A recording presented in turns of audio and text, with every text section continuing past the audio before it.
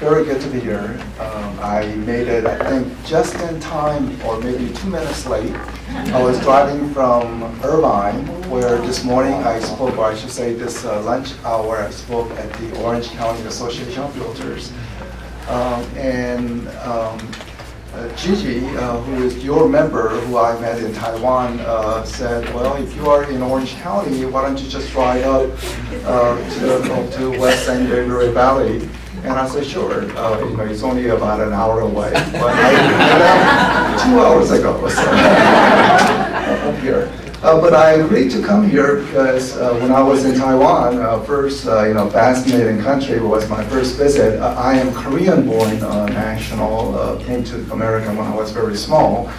But it was my first visit to Taiwan, and the I forgot what it's called, night market, where one goes, and food was terrific. So I said, well, if Gigi is saying come over here, so I have to come. So I'm here.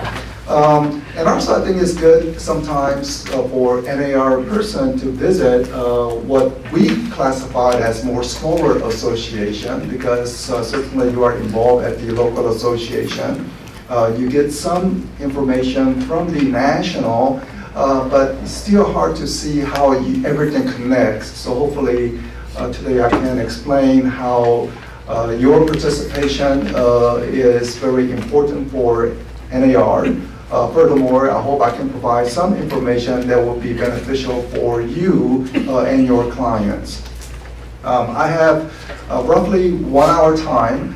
So I will discuss the residential market predominantly, because that's where our members are specialty area is.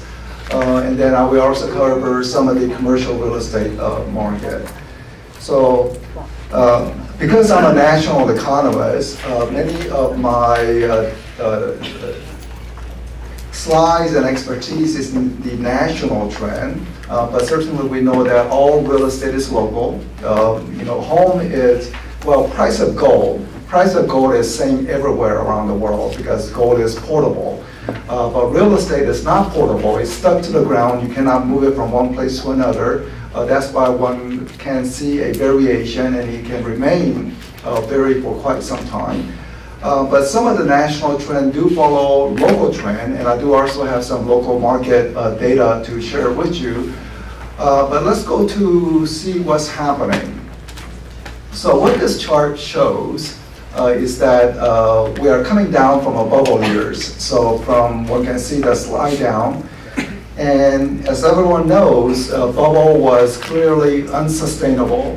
We cannot give credit to anyone just with a heartbeat. So after the mistakes of easy underwriting standards, things began to slide down tremendously. By the way, I noticed a few people taking photographs. That's all welcome. You are welcome to take any photograph. But just to make it more convenient for you, this PowerPoint will be available to you, I guess, electronically, whether you'll be on the website or you will send it by email for people who are attending today. So you are most welcome to do that. So you don't have to take every slide, because that will be easily accessible to you. But few important ones you want to take, take a photo, you're most welcome. So you see the slide. And after the decline, it's been very painful. Now, in 2008, as you can see, 2008 was the low point. Then 2009, things are beginning to move sideways. That was because even though the economy was bleeding jobs, we are still losing jobs by 8 million jobs across the country. Los Angeles area losing jobs. But home sales began to stabilize because of the $8,000 home buyer tax credit. If you remember, you buy a home, you get an $8,000. So that was a part of the stimulus measure and part that NAR has been promoting, and we were able to accomplish that. So at that critical moment, home sales began to stabilize, and then subsequently, slowly jobs began to be created, and as a result of job creation, even without the $8,000 tax credit, once that expired, home sales continue to move sideways, and in the past couple of years, overall, there's been an increase in sales activity. Now, I know from your perspective, 2008 was awful. 2009 was similar, meaning it was awful. 2010 was awful, 2011. So it was 4 consecutive years of just terrible conditions. Then only in 2012 you saw some increase, and 2013 then you began to see some increase. Now with the sales activity picking up, it also began to boost home values. Now this is a national average. California generally tends to lead the country. California is truly a trendsetter when it comes to housing market. So California recovered before the rest of the country. And California home prices began to rise before the rest of the country. And California prices began to rise stronger than the rest of the country. But this is the national trend, and California will be little about 1 step before the national trend. That's why you see the median price as being about $200,000, and you are saying there is no $200,000 home in our area. But that's the national median. But you can see that prices have also recovered with increase in sales activity. So home buyers come in, they buy more properties, and it's beginning to push up prices. But something happened about late summer of last year. I think that's also your case here in local market. Buyers lost enthusiasm. Buyers just said, I don't want to buy anymore. So buyers disappear, and through the winter months, as well as the early spring months of this year, things were much slower. And when I say slower, you measure comparable period. December is always slow. I think even in Southern California, even with nice weather.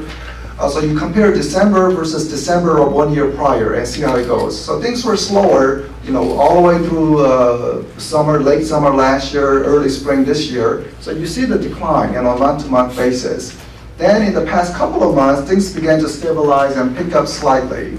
Now there was a data out this morning, which is not included in the chart, but it was released by us on this pending. I cannot include it here because I sent it electronically beforehand, and there's a regulation from SEC Security Exchange information where I cannot share that information with anyone until 10 a.m. Eastern time this morning.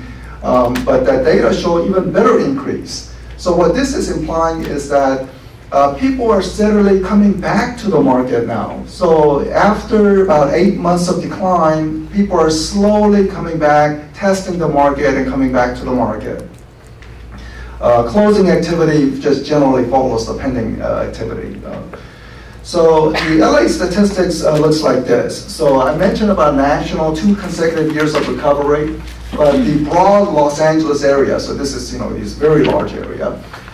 Sales were rising in 2011. In 2011 it was rising. 2012 it was rising. Then 2013 it began to essentially no change, down 4%. But this year it was down 13% for the reason I mentioned late last year and also early this year. But the prices continue to move up, with 2013 being very strong. In a 1 year time span, about 20% price increase, very strong price increase. So the dollar volume will be just the addition of sales and prices. So 2012 was a good year, 2013 was a good year because of a big price increase. But this year so far is down because even though prices are rising, there's far fewer unit sales. Except for maybe recent months, decline is less severe than before. So back in February, decline may have been about 15% lower transaction versus 1 year ago. Now it is only maybe 9–10%. Another trend is implying that steadily that negative number is likely to turn positive very soon. Now the question is, after recovery that you have seen, we saw a slowdown. Is this slowdown for real, or is it a fluke, meaning that there are some temporary factors that is holding back? I wanted to point out this chart to show you that when housing market recover after a downturn, because housing, by the way, is very cyclical business, it goes up and down. But after a downturn, it tends to be a multi-year recovery, not a single 1 or 2 year recovery. But the first green arrow, that's about 8-year recovery. I think second arrow is about a 7-year recovery. And the other one is about 14-year recovery. So when the recovery occurs, it's not 1 or 2 years. It's a multi-year phenomenon. So the question becomes, after the crash we encountered, Finally, we are beginning to see 2 years of recovery.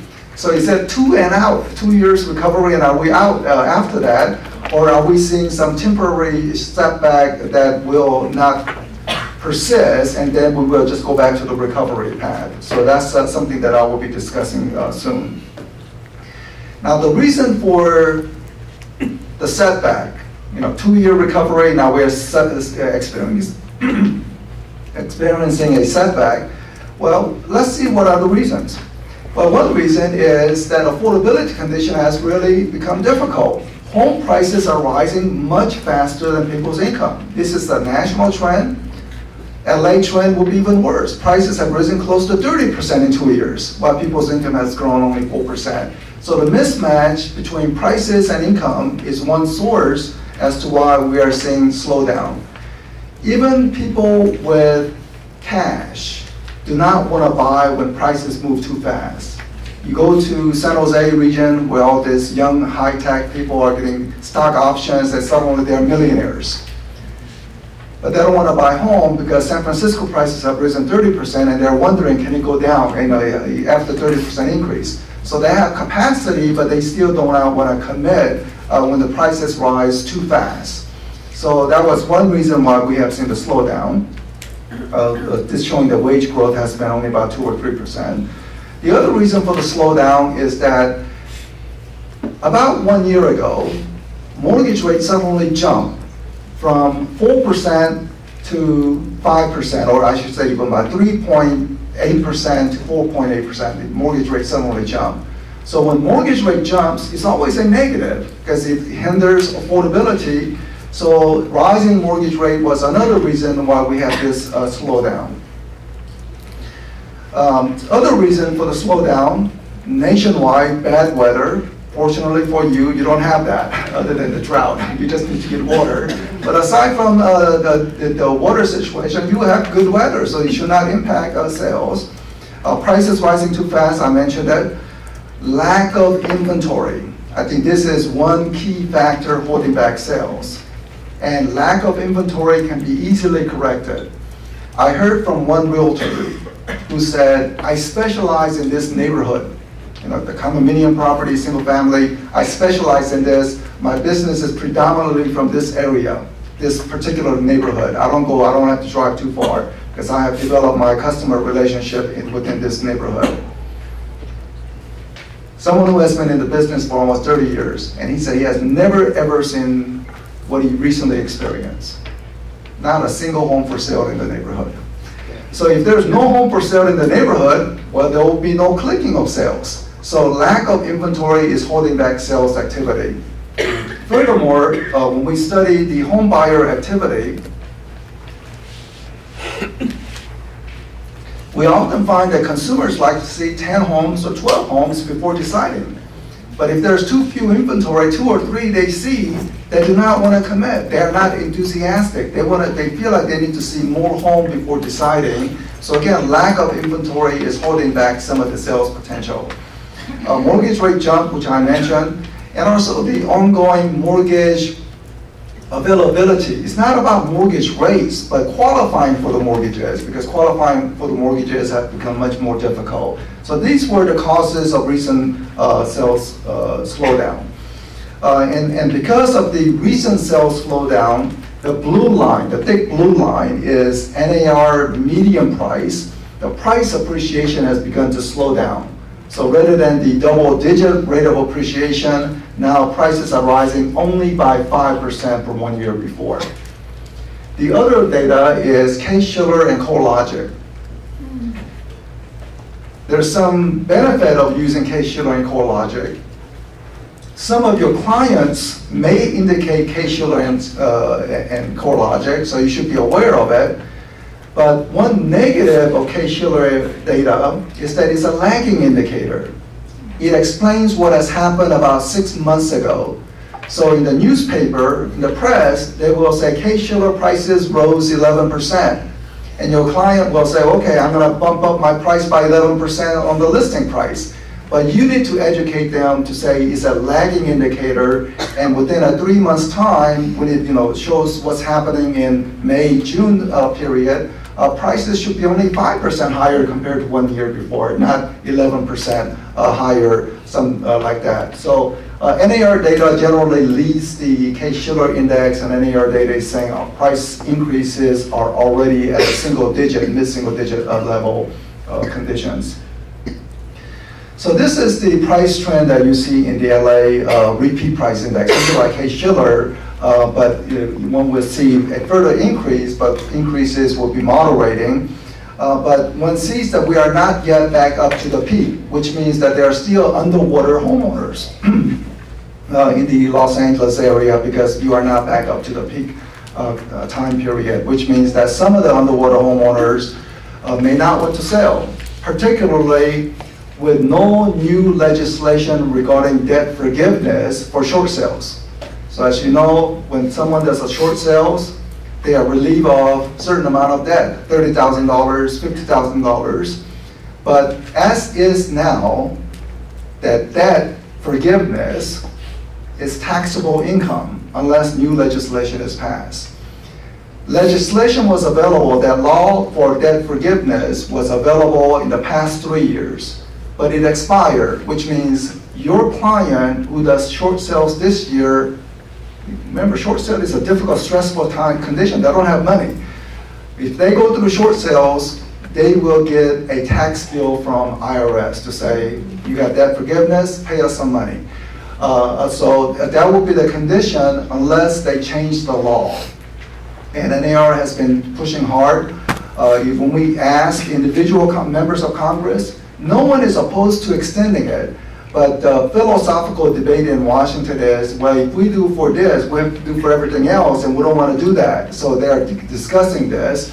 Our lobbyists believe that probably after election, not before election, after election, so late November, maybe early December, it will get passed to say if the person went through short sales, they will not be hit with the taxable income, even if they sold their home in January of this year through short sales. So that is the likely case, but it's not a guaranteed case. So that's what it looks like right now regarding that. Meanwhile, something you know, inventory has been falling and falling with little seasonal patterns. But if one look deeply into the inventory, what one sees is that even though inventory levels are generally falling, let me go to the prior chart, you see some increase. Is that increase for real or is it just seasonal increase? And when we look at the recent months, we compare from 1 year before. So compared to 1 year before, it's showing increase for 4 consecutive months, which is implying that we have actually turned the corner on inventory. Now we can anticipate more and more inventory coming onto the market. So because we need more inventory, and that's critical. I will not ask you to raise your hand on this sensitive question. So don't raise your hand, it's a rhetorical question. Short sales, who's doing the short sales? I should not say short sales. Pocket listing, who's doing the pocket listings? And don't raise your hand, but some of you may be doing pocket listing based on what we hear. Well, pocket listing, if you get your seller to understand that pocket listing means this, this, and this, that is fine. But our general counsel from NAR believes that sooner or later there will be a major lawsuit by consumers against realtors who did a pocket listing. And NAR will not help on that case because it's impossible to defend. If you don't put it on a multiple listing service, it's just that you're not getting full exposure. So naturally, your home sellers may not get the best price from it. Some of the brokers, there's strong incentives to do the pocket listing, get both sides of the transaction or build a relationship with other brokers and so forth. We have heard some small lawsuit cases, but those are being settled privately. But if there's a major lawsuit, NAR will not help because it's hard to defend. It's impossible to defend. So if you do pocket listing, make sure you make the sellers fully aware what that means and sign a contract so there will be no lawsuits related to it. Now that's on the legal side. As an economist, I'm thinking about why is there incentive for pocket listing? Well, there's incentive for pocket listing because we don't have inventory. If you don't have inventory, that gives people incentive for the pocket listing. So if you want to remove pocket listing, we need to assure there's more inventory, because if there's more inventory, then that incentive for pocket listing disappears. So we've been trying in Washington for the home builders to build more homes or make some of the building so they can provide more inventory, because only through inventory you relieve this pocket listing controversy case. Because I think if we have continuing shortage of inventory and pocket listing continues, it's just a matter of time. One of the consumers will file a lawsuit, maybe a class action lawsuit, and it will be very difficult to defend that case, unless you really made the person sign the contract in certain language. But I'm not a legal expert related to that. Now let's go to some forecasts. I have 3 forecasts. Each of the forecasts requires some basic explanation, but I will try to make it short. First forecast, for you to be mindful, as well as possibly explaining to your clients, is that inflation will accelerate next year. So far, we don't have any inflation. When you see consumer price index come out, it looks like there's hardly no inflation. 1.5%, 2% inflation, nothing to worry about. But if inflation comes out, that means we will have higher interest rates, higher mortgage rates. So from my perspective, I believe that inflation will come out a little faster and stronger than what the Federal Reserve is anticipating and what other economists are anticipating, which means that mortgage rate will be higher sooner rather than later. Now, we should be very thankful that mortgage rate has not risen. So, we should, aside from last year, so after it increased, ever since that, it's just remained stuck and started not to go up any further. But quantitative easing, which is printing of the money, is essentially coming to an end by end of this year. And the Fed funds rate, which is the short-term interest rate Fed controls, they are likely to raise their rate probably in the first quarter of next year, which will then impact the 10-year Treasury. 10-year Treasury will then impact the mortgage rates. Now, why do I believe there will be higher inflation? Because rents are rising and rising and rising. Red line is rents, and it's rising at 3%, which is already above Federal Reserve preferred inflation rate. The blue line is a very fuzzy number. It's something called homeowner equivalency rents. I know that most of you are homeowners, because when we take survey of realtors, about 80% of realtors are homeowners. So what is owner equivalency rent? Owner equivalency rent is you as a homeowner were to rent out your home, how much rent would you charge? And how is that rent changing from one year to the next? Now, if you are a normal homeowner, you would never compute that, because you are not putting your home on the market to rent it out. You don't compute it. But someone in Washington, an economist, statistician, is computing it for you. And they have computed the blue line for you that is rising at that rate. I don't know how they do it, but they compute it. But my thinking is, if apartment rents are rising at 3%, red line is rising at 3%, surely the blue line should be matching close to it.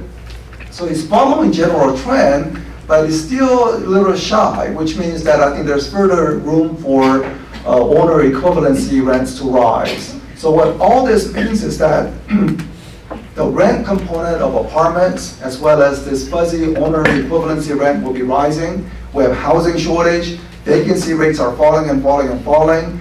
Now that we have job creation, some of the college kids who's been living with their parents will be moving out and seeking apartment units that will further depress vacancy rates. So the rents will be rising, rising, and rising. And this is the biggest weight to the consumer price inflation. So if the housing component is rising, it's just inevitable overall CPI inflation will be rising, particularly if the gasoline prices were to rise, and it looks like it's rising. So we also take survey of realtor members asking simple question, is the rent in your neighborhood rising or not? And most people are indicating that it's rising, and also more people are indicating higher number now than before, like 5% increase, 6% increase in rents.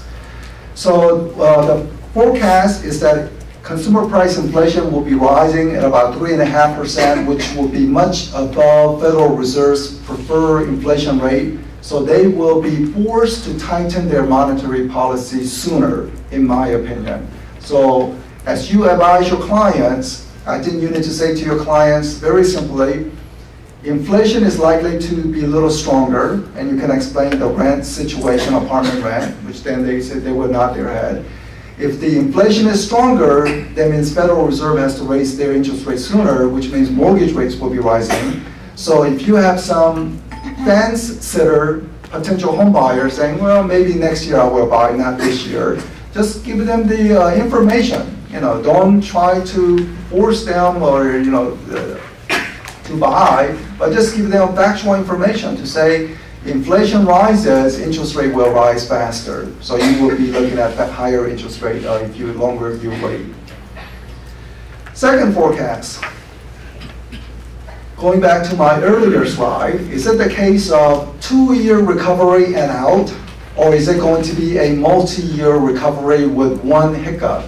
And I believe that it's going to be a multi-year recovery with one hiccup. Why? There's a huge pent-up demand that still needs to be released to the marketplace. Second, recovery will be multi-year, but not a very strong recovery by historical standards, because there's some underperformance from lock-in effect, which I will go into. And also, we are getting more inventory. More inventory from the builders means more transactions for home in the future. So new homes, even the home builder sell that, the person who bought that home are now selling their existing homes on the market, which is your business. And the other part of the broad multi-year recovery is that vacation homes will be rising.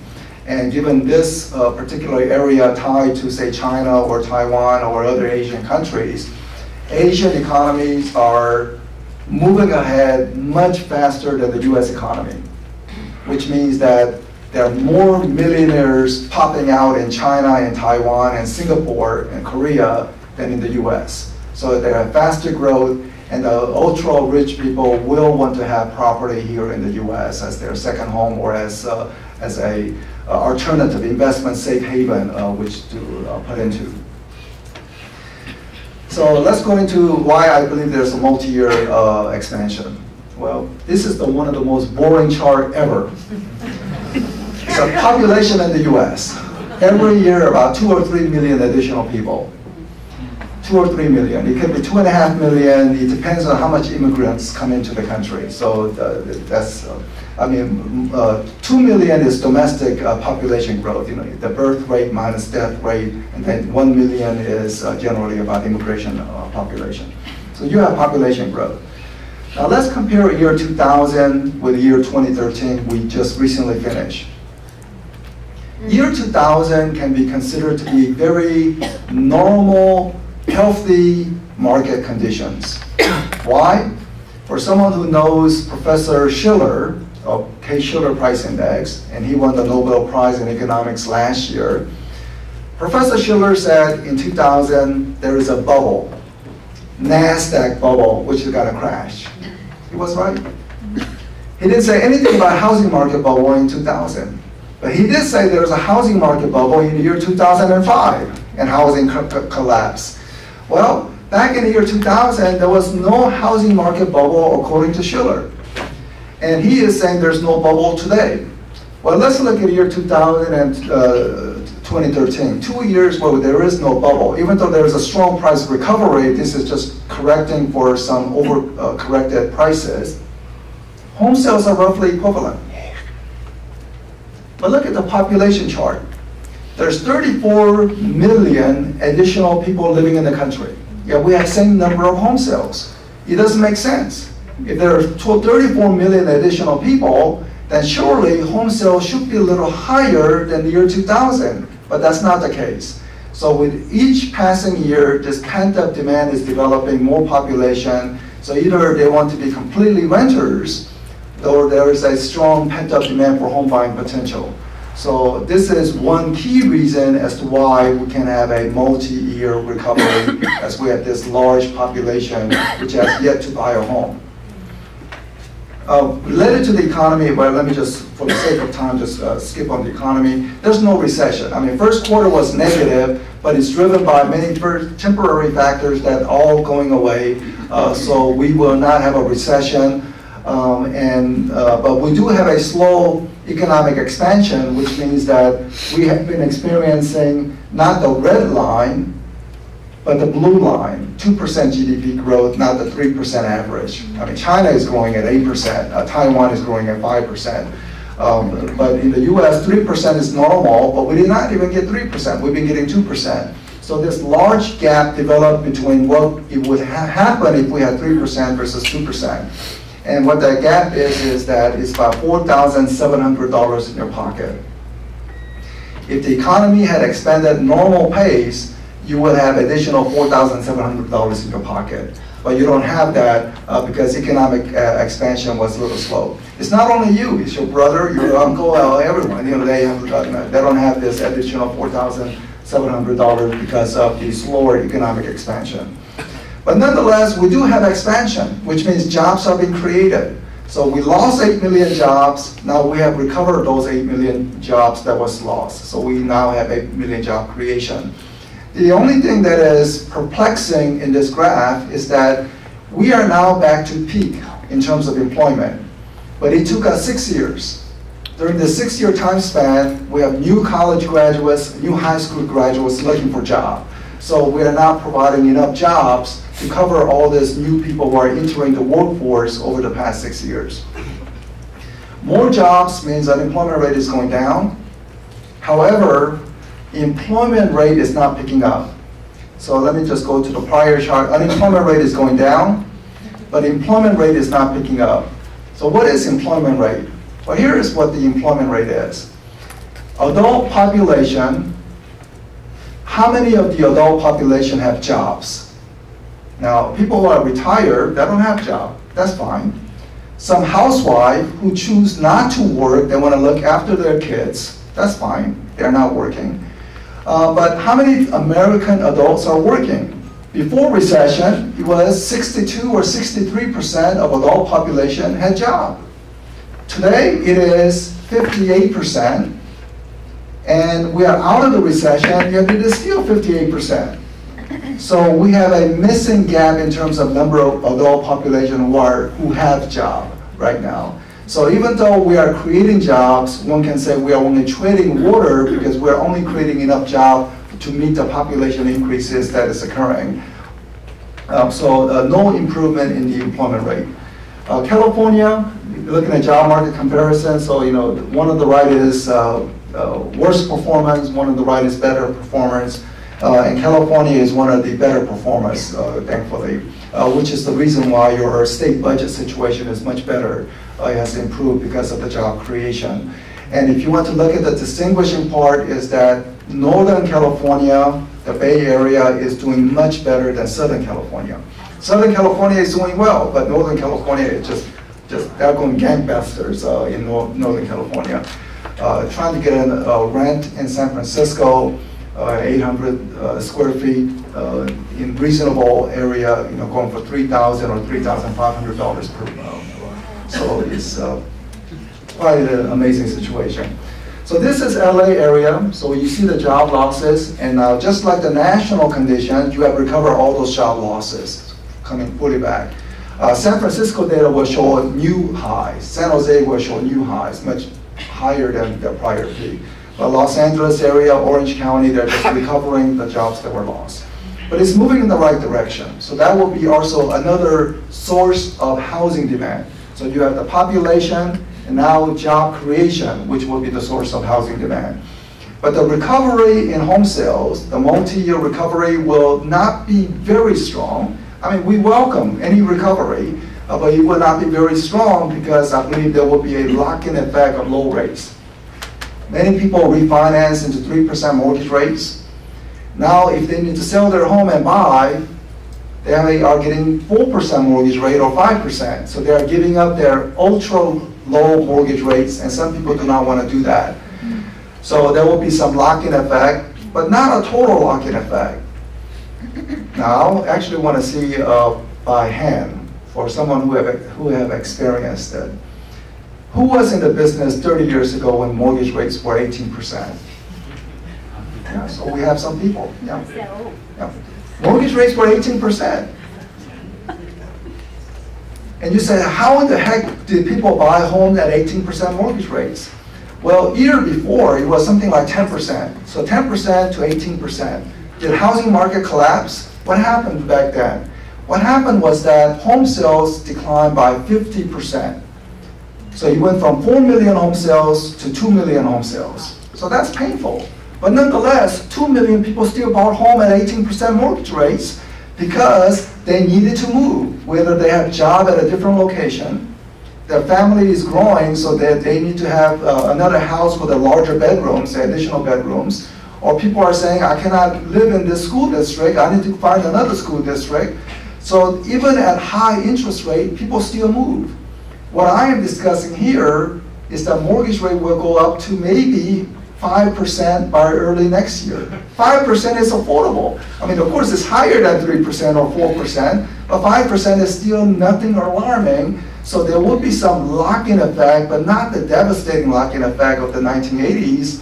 And even in the 1980s, even at that rate, people still moved, at least half of the people.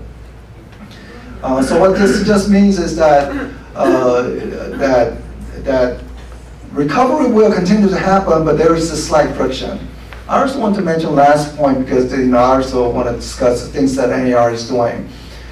There was a tax reform package introduced in Congress this year, or I should say last year, which essentially said that maybe we need to get rid of mortgage interest deduction or greatly shave mortgage interest deduction. Something else that was in the part of the tax reform was capital gains tax exclusion. For most of your clients, you sell your home, you don't pay tax on the capital gains. But now you will be taxed on the capital gains.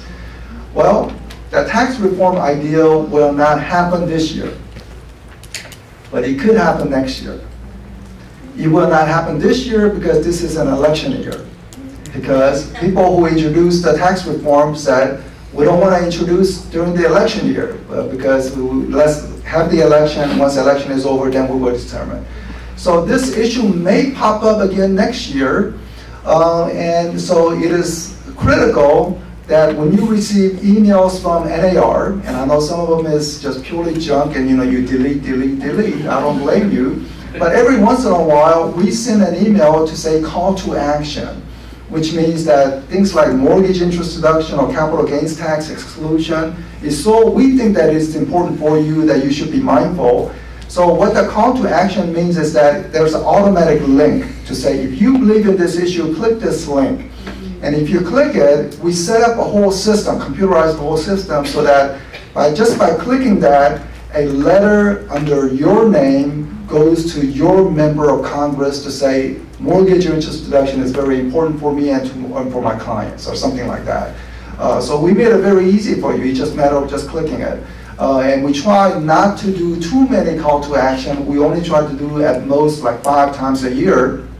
But if you get something like that next year, you will be related to some kind of tax reform because certainly they will not do this year, but they said they want to do, possibly introduce next year. Household net worth is at an all-time high.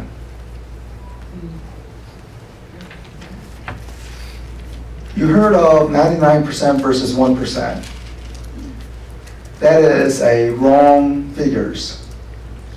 If one looks at the figures, it's not 99% versus 1%. It is 90% versus 10%. How do I come to that? Well, you have all-time high in household net worth. And for most people, they have not fully recovered. They're not saying we're at an all-time high in my financial well-being. But 10% of Americans are saying they're at an all-time high. 10% of Americans have a meaningful exposure to the stock market. And stock market is at an all-time high, and this is what's driving it. But 90% of Americans do not have meaningful investment in the stock market, so even though the stock market is at record high, it's not helping the 90%. But nonetheless, 10% are feeling very, very happy. Their financial wealth is at an all-time high, and as a result of that, vacation home sales are beginning to move because that is where the vacation homes market is going. And given the very high elevation of stock market, or even with 5% correction in stock market, I think vacation home will continue to move higher because household net worth overall is, again, very, very strong, at least for the upper end, upper 10% of the family. So vacation home market will be continuing to rise. And you being in Southern California could possibly benefit from some extent. And also say people from Taiwan or mainland China, they want to buy some properties. Certainly they want to have certain affinity. They don't want to go anywhere. They want to have certain affinity. So if you have some relationship with, say, realtor or real estate agent counterpart in China or Taiwan, then certainly they may help some of the wealthy people who want to invest here. And also another thing that NAR work on, because I have heard from one Chinese realtor in China, in San Francisco, is that this Chinese mainland China wanted to buy 2 million property in San Francisco. And you celebrate, all right, you have the client, you have to, except that deal never completed. Why? The money did not come through. The person had the money, but because of the wiring of the money, and people examine that very carefully, is it launder money and so forth, that has become difficult, whether people send that money to Hong Kong or Singapore first. So anyway, there's some friction involved. So many wealthy Chinese want to buy here. They have the money, but they just cannot transfer the money over easily. So once that settles down, certainly there will be additional boost of Chinese buyers here in the U.S. And given this audience, maybe it's also worth mentioning that I'm not sure why, and I'm not even sure if it makes sense, but Canadian government set timeout to Chinese purchaser of real estate. So much property in Vancouver was being sold to people from Chinese citizenship. Canadian government just did not know how to handle it in terms of what does this mean? Are we selling Canada to China? What does it mean? So they really did not know, so they said time out. No more until we figure out what to do next. So in the meantime, what that means, it happened early this year, which means that now if they cannot buy in Vancouver, they will buy in Seattle, San Francisco, Los Angeles, San Diego. So I think there could be some money trickling down here as Canadians have called a timeout period. Now, inventory situation depending upon the builder activity. So builder activity has steadily rise, but it's not anywhere close to where it needs to be. It needs to be that black horizontal line long-term average. So builders are coming back, but very, very sluggish fashion. This is why we still have tight inventory, even though we are seeing small increments in the inventory conditions. Let's look at LA County. So 2005 is a bubble, so you say you don't consider that as normal. Well, you say year 2000 is normal. 2000, there was about, say, 17,000 new home construction in Los Angeles County. Today, I guess last year there was only 15,000, or a year before 10,000, a year before 5,000. So it's slowly coming back to normal, but one can see how few home construction there was during the downturn. And this is the source as to why you have this housing shortage. But now as housing stock becomes normalized, you will steadily remove that shortage condition. And with the removal of the shortage condition, hopefully the pocket listing issue disappears automatically in terms of no longer having the incentive to do the pocket listings. So let me just go. So housing forecast is that multi-year recovery, at least regarding housing start and new home sales, it will rise and rise because it's coming from very low base level. Existing home sales, next year will be better than this year, but this year is a slight hiccup because of the soft first half. I think the second half will be better. Second half will be less negative compared to first half, or even positive in the second half. Say October home sales of this year versus October of last year, you may actually see positive. So 2014 would be one hiccup, but 2015, population increase, job creation is going to expand. 2016 will be better than 2015, and so forth. So greater business opportunity. The only thing that you need to watch out for is new realtors coming into the business, because economic pie will be enlarging, but you may have to slice it up with more people coming into the business. But many people who come into the business in the new year, they struggle because many of the clients, they like their old realtors. They like people who have been in the business for a longer period. It's a referral-based business, so that's critical. But prices, no chance of decline. It will continue to increase, only more moderately. So if you are looking at just purely dollar volume, 2014 will be better than 2013, broadly speaking, for the country. Maybe LA, maybe slightly down, but 2015 will certainly be better. Okay, third forecast is more of a social commentary rather than any business practice. I think we are becoming more unequal in the country. And it's not related to what Washington considers. Washington considers many, many things, but they are focused less on what I am about to discuss, which is renters do not accumulate wealth. Renter population is rising. Homeowners build wealth when prices rise, and prices are rising now. But we have a stagnant homeowner population. And because of tight credit, it's hindering many good renters from converting into ownership. So let's look at, and also the investors becoming increasing shares. So if you are investors, I think half of our Realtor members have an investment property. So if you have investment property, you are doing well because you are getting rental income as well as price appreciation. So here's the reasoning for unequal distribution of wealth, becoming more unequal. Rental population in America is booming. Homeowner population is not. In fact, falling slightly. And following data is data from the Federal Reserve regarding wealth between renters and owners. You look at the renters, 1 year after the other, renters do not accumulate wealth. For whatever reason, they spend whatever they make. Or they don't make enough so that it cannot save enough money. So whatever reason it is, renters just don't accumulate wealth. Homeowners have substantial wealth. Now, I know that some homeowners have negative balance, they're underwater. However, there are many homeowners who have no mortgages, so whatever prices is, that's their wealth. And most homeowners have LTV of about 50%, so prices increase, that's their wealth. So now that we are in a price recovery mode, wealth is rising for homeowners. So let's do the three prior charts. Rental population increasing, homeowner population not. And this is the case, that means we are automatically becoming more unequal in America.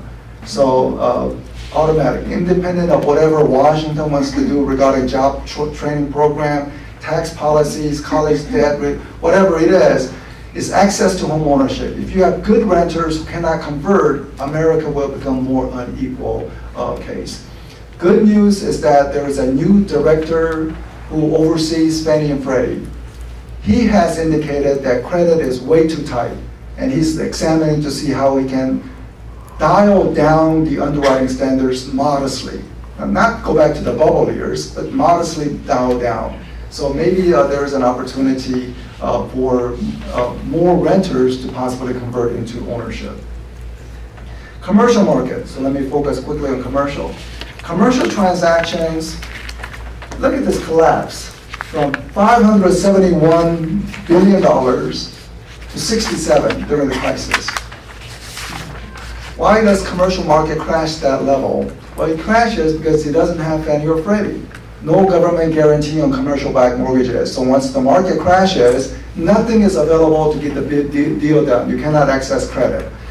But now it's recovering, and it's steadily recovering, but it's still below the peak levels on the commercial side. Commercial property prices have recovered now because of more transaction and is at an all-time high. And the rents are growing in every area. Office, with the multifamily or apartment rents rising the strongest. And the cap rates, just for commercial members, they know what it means. The cap rates are beginning to come down, but there's a wide gap between cap rates and 10-year Treasury, which means even in the rising interest rate environment, cap rates do not need to increase. So as long as you collect rents at higher rate, then it should not be the case. The interesting part is that graph that I told you about commercial market slowly recovering.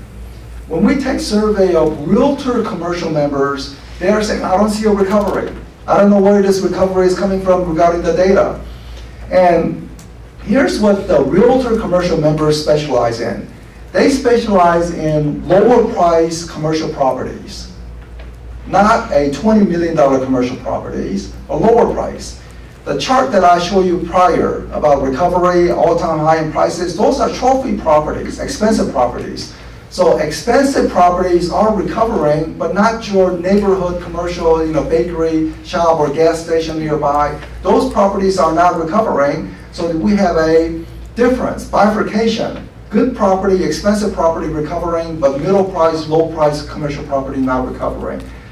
And the reasoning is many of the commercial members rely on credit from this red chart. Red chart is the regional bank, local bank, credit unions. And regional, local banks, they are saying we don't have money to give to the commercial brokers because of too much regulation.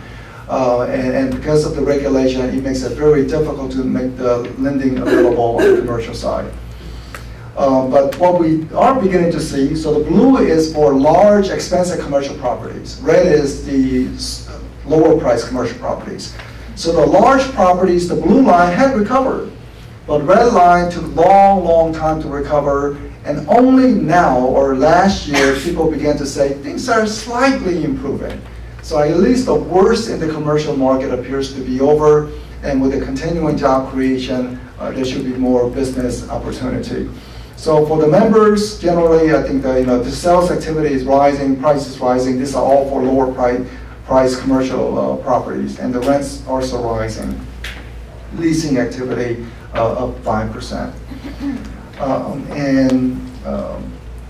Vacancy rates on apartment is the lowest. Industrial space is still 11%, but Los Angeles is actually doing better than other places.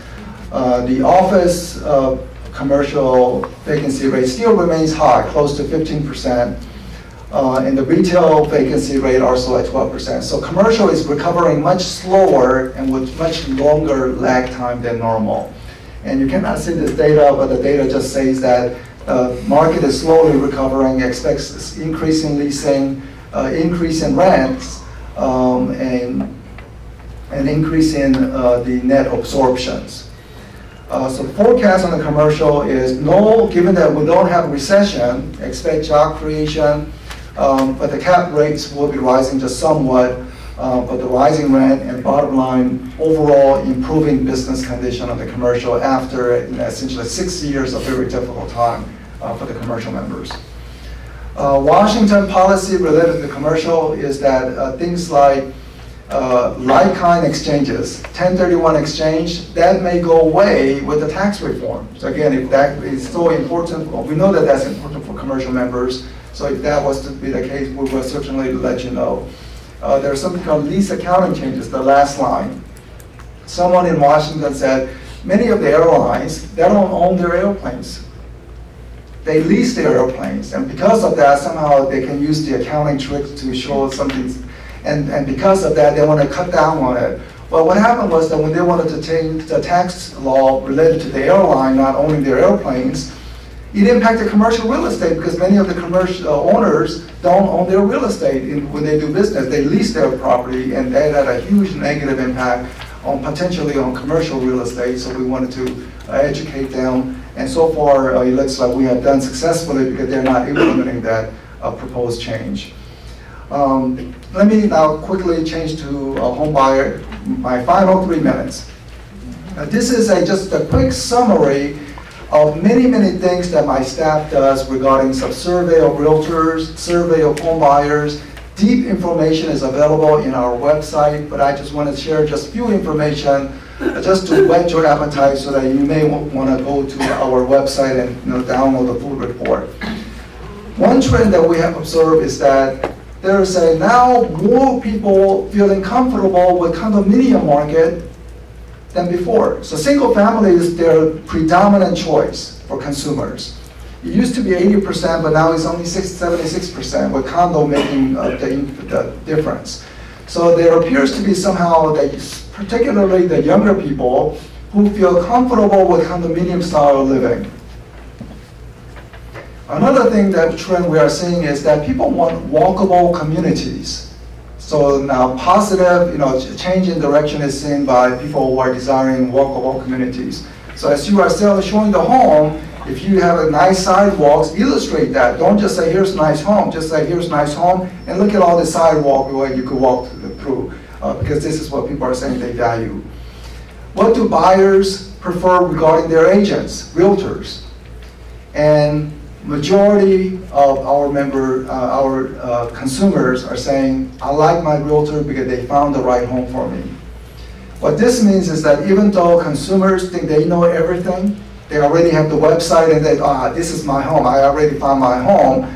But what consumers do not recognize is that that's already under contract, that that's already off the market or a long listing. Or realtors will show a few other properties and they quickly change their mind to say, oh, I didn't realize there was a better property or other information. So many consumers, even though they think they know what they want to buy from internet, at the end of the day, it's the home they did not see at the internet, or maybe they skipped over through the website, but it's something the realtors had showed them. And this is what they value most among their realtor members. And also regarding the business activity, a predominant way of getting business is the referral. Look at the buyer side. 54% of the buyers came through referrals. So that is critical.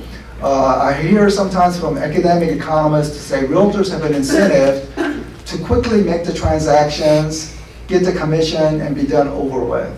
Well, this data clearly shows that's not the case, because if you want to be successful realtors, you must serve your consumers' best interests over the long term, because if you do not serve that, you will not get the referrals, because referral is the basis for all the future business.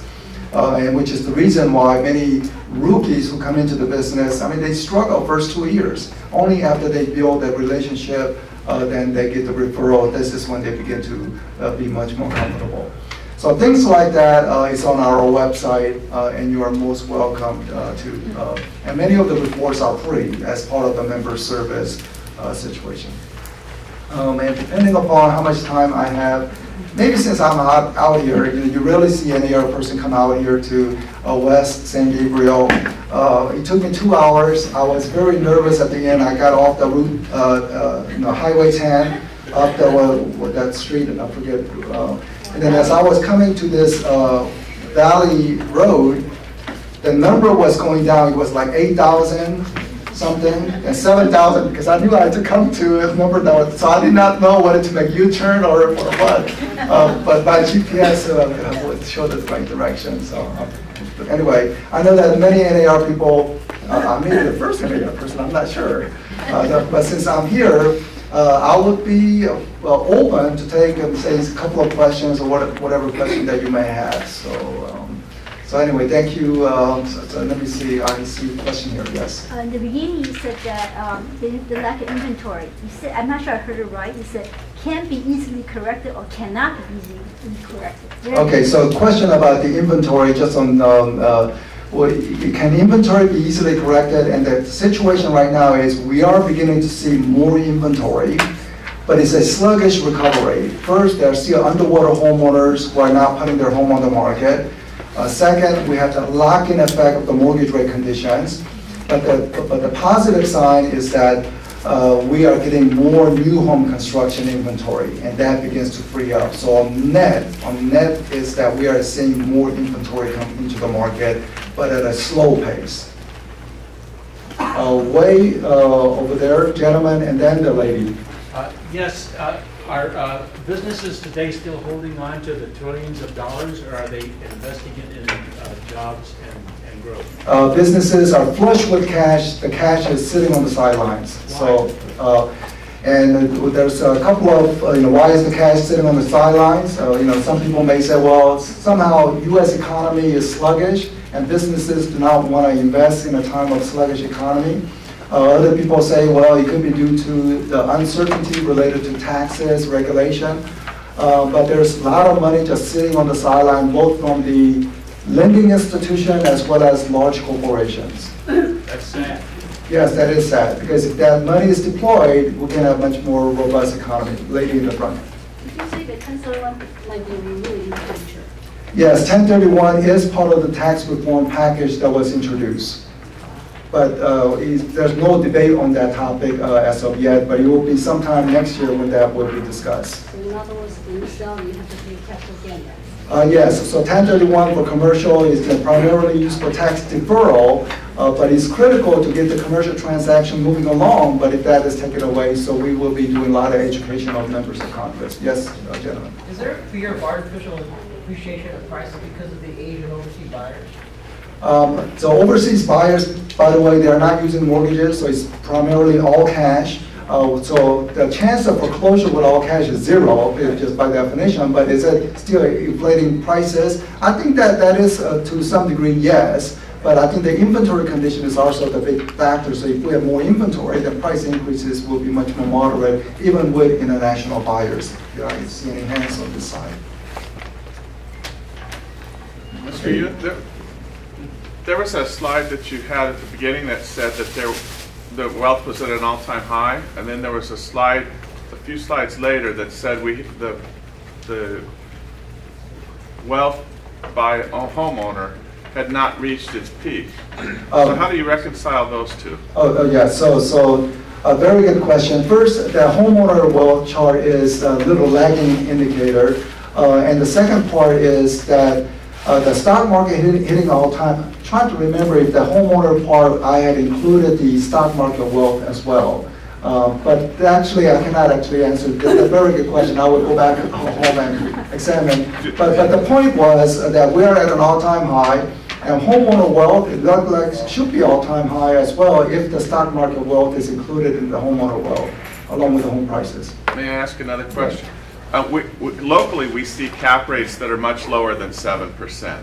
Which means that there's more cash looking for properties. And we deal with people who are invested in the market, the stock market.